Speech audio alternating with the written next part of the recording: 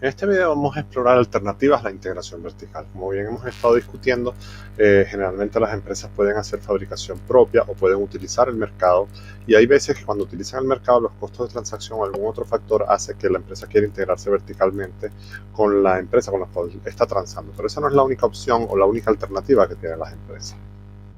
Entonces, supongamos que tenemos un río y tenemos una fábrica de una empresa que se llama Unidad 1 y otra empresa que se llama Unidad 2, y la Unidad 1 le vende insumos a la Unidad 2 y insumos que la Unidad 2 utiliza en su proceso productivo.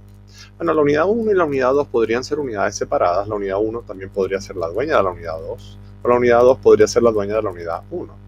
Entonces, la forma que toma la integración vertical afectará la disposición de las partes a invertir en activos específicos a la transacción. Entonces, todo esto está relacionado.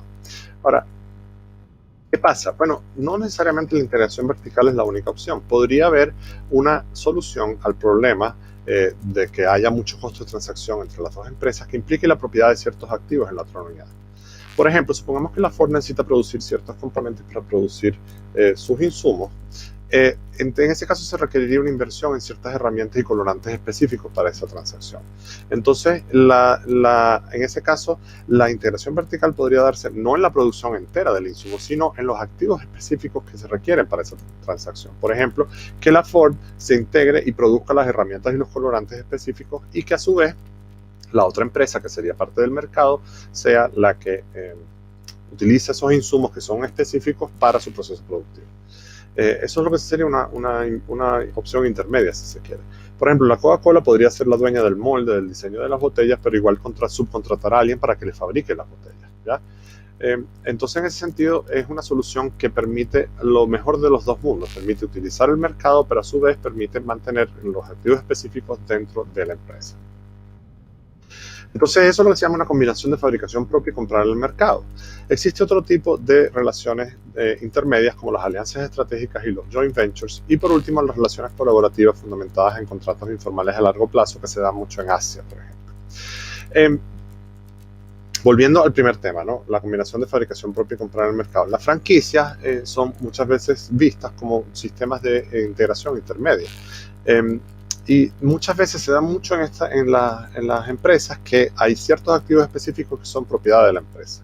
Los beneficios de esto es que permite expandir ciertas divisiones sin tener que incurrir en gastos de capital, permite utilizar la amenaza del mercado para mejorar la productividad de las divisiones internas. Muchas veces, por ejemplo, una empresa puede decidir producir cosas tanto internamente como utilizar el mercado, y esa disciplina obliga a la división interna a ser tan eficiente como el mercado, y permite tener una alternativa interna de suministro que disminuya la amenaza de un holdup por parte de las fuerzas de mercado. Entonces, si en ese caso, por ejemplo, si yo decido que un insumo lo voy a producir, algunas de las unidades de ese insumo las voy a producir internamente y otras unidades las voy a producir utilizando a una empresa externa, la producción interna me permite a mí disminuir la credibilidad del problema del holdup. Es decir, si a mí me hacen holdup, yo entonces tengo una división interna que puedo suplir la producción del insumo de la empresa que me está haciendo holdup, ¿no?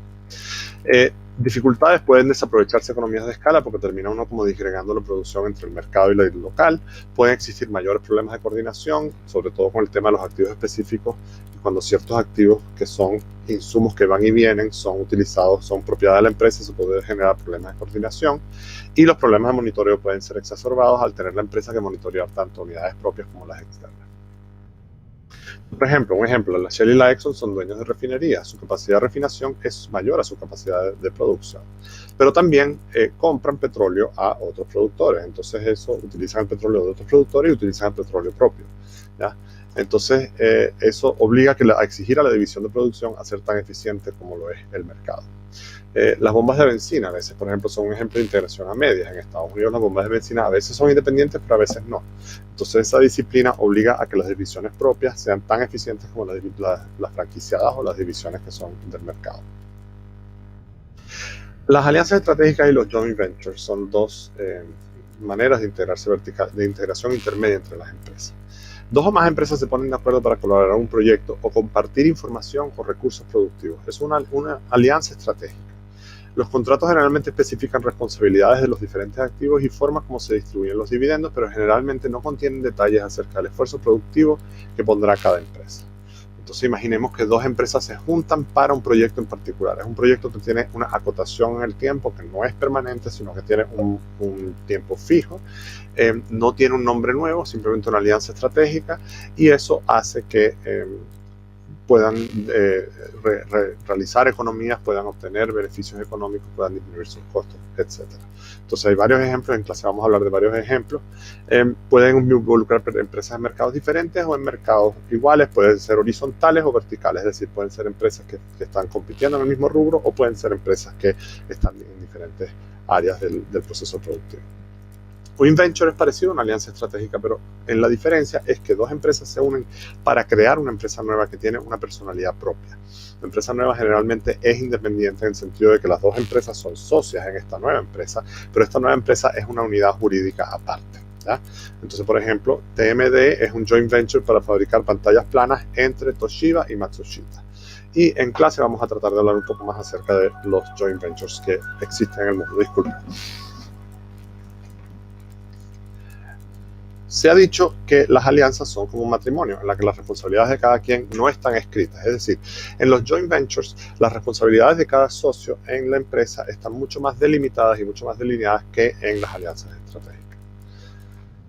Transacciones en las que una alianza puede ser eficiente, aquellas transacciones en las que la decisión óptima es tanto utilizar el mercado como integrarse verticalmente. Generalmente las alianzas estratégicas no se prescriben contratos completos, ¿verdad? Hay mucha incertidumbre, por lo tanto, la alianza estratégica depende de una relación de confianza entre las empresas. Se acepta el hecho de que hay racionalidad limitada. Generalmente la transacción es muy compleja, no es muy rutinaria y por lo tanto un contrato es muy difícil de escribir. Y generalmente la transacción requiere que ambas partes construyan activos específicos a la transacción. En ese caso, puede haber riesgo de comportamiento oportunístico. Y generalmente tienen sentido porque es muy costoso que una de las partes desarrolle el conocimiento que requiere la transacción por sí sola. Eso tiene que ver con que haya un conocimiento específico en cada una de las empresas que hace imposible o difícil que exista que se trance en el mercado o que se haga de forma independiente lo que se pretende hacer.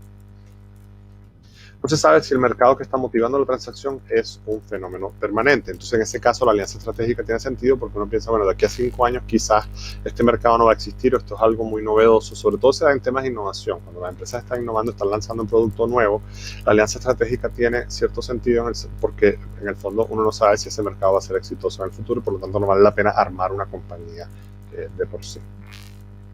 Y generalmente el ambiente regulatorio influye mucho que se den las alianzas estratégicas. Por ejemplo, en China, los fabricantes automotrices tienen que entrar al mercado chino asociados con una empresa china. Por lo tanto, se crean alianzas estratégicas entre las grandes automotoras del mundo, la Volkswagen, la General Motors, etcétera, y empresas fabricantes chinas con el fin de que haya transferencia de tecnología.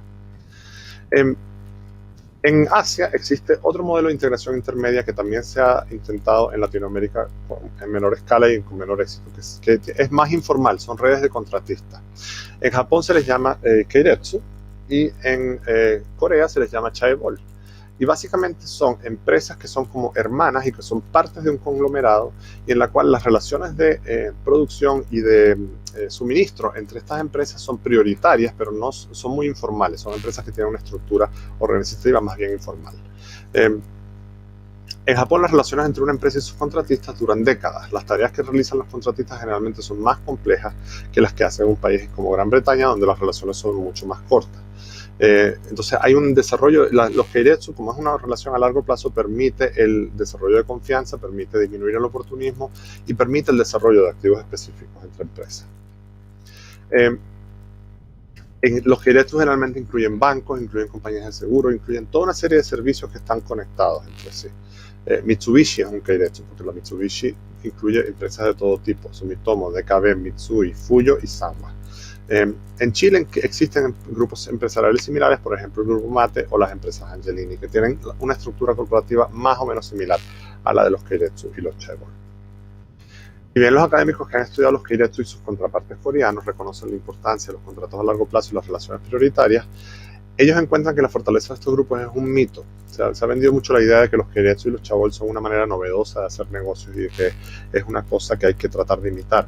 Y básicamente, como hay tanta oscuridad con respecto a la rentabilidad de las empresas, se ha determinado que no desvía del promedio. Entonces, en cierto modo, se ha sobrevendido un poco la idea de que esto es una manera novedosa y una manera muy exitosa de organizar las empresas.